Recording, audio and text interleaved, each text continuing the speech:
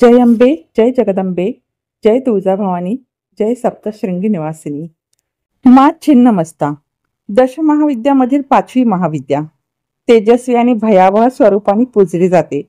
त्या आत्मबलिदान, पराक्रम आणि अहंकाराच्या अतिक्रमणाचे मूर्त स्वरूप मानल्या जातात. सचिन्न शीर्षा म्हणून प्रसिद्ध असलेल्या या देवी सृष्टी आणि संहार यांचे अद्वैत रहस्य उलगडतात, जे एका परम सत्याचे 2 अविभाज्य पैलू आहेत.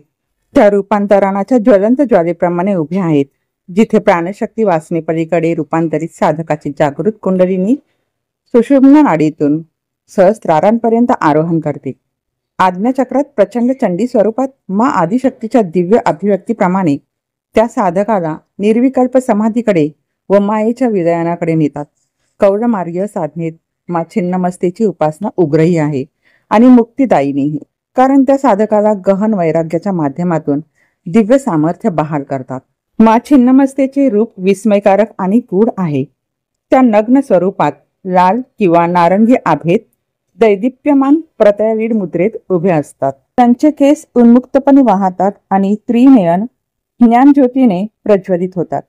त्यांच्या गळात मुंडमाळा, रत्नभूषणे आणि सर्पाचा यज्ञोपवीत आहे.